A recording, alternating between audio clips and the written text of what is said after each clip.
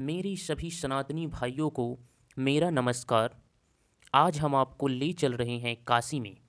काशी जो महादेव की नगरी है, जो अनादिकाल से शिव शंभू का निवास है। पतित पावनी गंगा तट पर बसी काशी के बारे में कहा जाता है, स्वयं महादेव के त्रिशूल पर ये नगरी टिकी हुई है। जिसकी रक्षा स्वयं शंभू कर रहा हो, उसका कोई क्या बिगाड़ पाएगा। लेकिन 500 से ज़्यादा वर्षों से भोलेनाथ के इस नगरी को अधर्मी मुस्लिम शासकों ने स्थापित कर रखा है। शिव के इस पावन स्थल में गंगा स्नान करने से मोक्ष की प्राप्ति होती है। लेकिन भारत का यह दुर्भाग्य है कि ये पावन धाम सैकड़ों सालों से मुस्लिम अधर्मियों की कब्जे से मुक्त नहीं हो पाया। काशी विश्वनाथ के प्रांगण में बना यह मस्जिद सैकड़ों सालों से हिंदुओं की सहनशीलता की परीक्षा ले रहा है। यह सिर्फ एक मस्जिद ही नहीं, यह हिंदुओं की आस्था, उनके मान, उनके सम्मान और उसकी संस्कृति पर एक धब्बा है। हम जब भी अपने इष्ट महादेव की दर्शन के लिए काशी आता हूँ, तो यह देखकर बड़ा दुख होता है कि आखिर 100 करोड़ हिंदुओं के देश में हमारे ही देवता के घर पर मुस्लिम ने क्यों कब्जा कर रखा है। श्री राम की नगरी अयोध्या हो, श्री कृष्ण का जन्म स्थान या वाराणसी जहाँ खुद महादेव आकर बसे, सभी जगहों पर मुस्लिमों ने कब्जा किया, हमारा वजूद मिटाने की पूरी कोशिश की।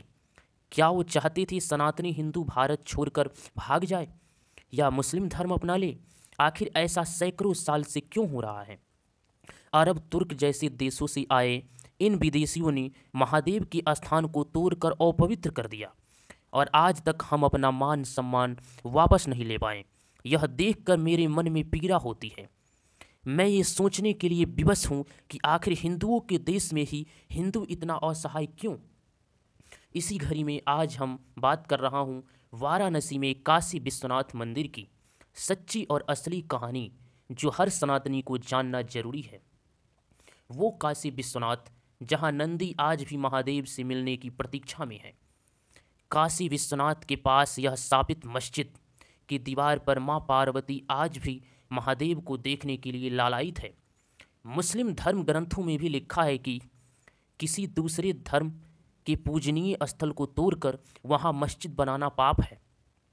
लेकिन मुस्लिम दुराचारियों ने हिंदुओं के हर पवित्र स्थल को स्थापित करने की साजिश की और इन्हीं में से एक है काशी विश्वनाथ मंदिर। सैकड़ों साल बाद एक ऐसी घड़ी आई है जिसे आशा की जाती है कि भोलेनाथ के इस मंदिर में मस्जिद का अतिक्रमण खत्म किया जा सकता है। आज अपनी काशी की यात्रा में बात करने वाला हूँ अपने आराध्य महादेव के मंदिर और मुस्लिमों के मस्जिद की, अपने पिता के कैद करने और प्यास से तरपाने वाले आताताई और धर्मान क्रूर मुगल शासक औरंगजेब की। औरंगजेब ने हिंदुओं की आस्था के केंद्र बनारस को रक्त रंजित किया। हिंदू धर्म में काशी विश्वनाथ का अत्यधिक महत्व है। कहते हैं काशी तीनों लोकों में न्यारी नगरी है, जो भगवान के त्रिशूल पर विराजती है। मान्यता है कि जिस जगह ज्योतिर्लिंग स्थापित है वो कभी लोप नहीं होता।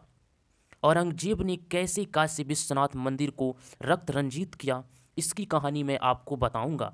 इससे पहले जान लीजिए कि काशी विश्वनाथ का समूल नष्ट करने के लिए मुस्लिम आक्रांतकाओं ने कितनी बार वहां हमले किए और कई बार हिंदू शासकों ने उन्हें दोबारा बनवाया। ईसा पूर्व 11वीं सदी में राजा हरिश्चंद्र ने इस मंदिरों का जीर्णोद्धार करवाया।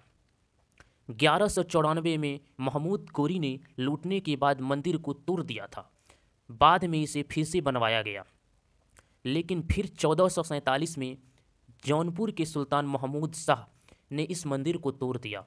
सोचिए काशी विश्वनाथ मंदिर से इन मुस्लिम आक्रांतकाओं को कितनी नफरत थी।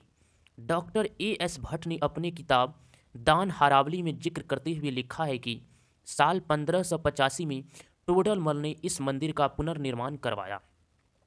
18 अप्रैल 1669 की बात है जब औरंगजेब ने यह फरमान जारी किया, काशी विश्वनाथ मंदिर को ध्वस्त करने का आदेश दिया। ये फरमान आज भी कोलकाता के एशियाटिक लाइब्रेरी में सुरक्षित है। उस वक्त के लेखक साकिब मुस्तैद खान ने मासीदे आलमगीरी में इस विध्वंस का वर्णन किया है। लिखा है 2 सितंबर 1669 को औरंगजेब को मंदिर तोड़ने का कार्य पूरा होने की सूचना दे दी गई। बताया जाता है कि जब लोगों को पता चला कि औरंगजेब की सेना मंदिर तोड़ने आ रही है, तो भगवान शिव के ज्योतिर्लिंग को इसी कुएं के अंदर छुपा दिया गया। 1777 से 1780 के बीच इंदौर की महारानी अहिल्याबाई ने इस मंदिर का जीर्णोद्धार करवाया। बताया जाता है कि अहिल्याबाई होलकर ने ही इसी परिसर में काशी विश्वनाथ मंदिर बनवाया और इस छोटे से स्थान पर शिवलिंग की स्थापना करवा दी। बाद में पंजाब के महाराजा रंजीत सिंह ने इस मंदिर पर भव्य सोने के छत्र बनवाया। ग्वालियर की महारानी बैजाबाई ने ज्ञानवापी मंडप बनवाया और महाराजा नेपाल ने वहां विशाल नंदी की प्रतिमा स्थापित करवाई।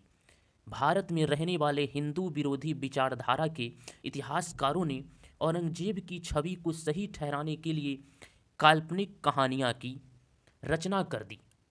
इन सनातन विरोधी इतिहासकारों ने बड़ी बेशर्मी से मंदिर तोड़ने को सही ठहराया और उस झूठी कहानी के मुताबिक सन 1669 ईस्वी में औरंगजेब अपनी सेना और हिंदू राजा मित्रों के साथ वाराणसी के रास्ते बंगाल जा रहा था। रास्ते में बनारस आने पर हिंदू राजाओं की पत्नियों ने काशी विश्वनाथ मंदिर में पूजा करने की इच्छा जाहिर की। औरंगजेब अपने हिंदू राजा मित्रों की बात सहज मान गया। उसने अपनी सेना का पड़ाव बनारस से 5 किलोमीटर दूर ही रोक दिया। उस स्थान से हिंदू राजा की पत्नियां बनारस गई और मां गंगा में स्नान कर विश्वनाथ मंदिर में पूजा करने गई। पूजा के उपरांत सभी रानियां तो लौट गई, लेकिन कक्ष की रानी नहीं लौटी। तो औरंगजेब की सेना में खलबली मच गई और उसने अपने सेना नायकों को रानी को खोजकर लाने का आदेश दिया। औरंगजेब के सेना नायक रानी को खोजने मंदिर पहुंचे तो वहां भगवान गणेश की प्रतिमा के पीछे उन्हें रानी रोती हुई मिली। उनकी अस्मिता और गहने मंदिर के पुजारी लूट लिए थे। इसके बाद हिंदू राजाओं ने औरंगजेब से कहा कि वो जाकर मंदिर के पुजारी और पदंबर के खिलाफ हुक्म जारी करे, जिसे विवश होकर औरंगजेब ने सभी पुजारियों को दंडित करने का हुक्म जारी किया और साथ ही विश्वनाथ मंदिर को ध्वस्त करने का आदेश दिया और उस मंदिर को तोड़कर वहां ज्ञानवापी मस्जिद बना दी गई। औरंगजेब के नाम पर बताए गई इस झूठ को इतिहासकारों ने बेनकाब कर दिया। दरअसल इतिहास में कहीं ये नहीं लिखा कि औरंगजेब कभी बनारस या बंगाल गया था। हकीकत ये है कि औरंगजेब मदरसे में पढ़ा एक कट्टर मुसलमान था। लेकिन त्रासदी ये है कि आज भी वामपंथी सेकुलर इतिहासकार औरंगजेब के इस विध्वंसकारी नीति को न्याय उचित ठहराने में लगे हैं। यही वजह है कि ज्ञानवापी मस्जिद आज भी हिंदुओं पर कलंक की तरह है। लेकिन वाराणसी में हमारे महादेव आज भी उसी जगह स्थापित है जहां मुस्लिम आक्रांतकाओं ने घुसपैठ बनाई हुई है। आज भी ज्ञानवापी मस्जिद के दीवारों पर हिंदू देवी देवताओं की आकृतियां देखी जा सकती है और मस्जिद के ठीक सामने भगवान विश्वनाथ की नंदी विराजमान है। नंदी का सिर भगवान शिव की तरफ है, जो ये साबित करता है कि यहाँ भव्य मंदिर बनाया गया था। वाराणसी में मस्जिद और मंदिर का ये विवाद स्वतंत्रता से पहले का है। साल 1936 में ये मामला कोर्ट में चला गया। तब हिंदू पक्ष नहीं मुस्लिम पक्ष ने जिला अदालत में याचिका दायर की। अपनी याचिका में दीन मोहम्मद नाम के व्यक्ति ने मांग की थी पूरा ज्ञानवापी परिसर मस्जिद की जमीन घोषित कर दिया जाए।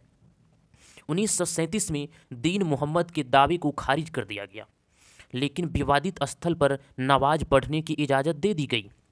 इस केस की सुनवाई के दौरान अंग्रेज अफसर ने 1585 में प्राचीन विश्वनाथ मंदिर का नक्शा तैयार किया।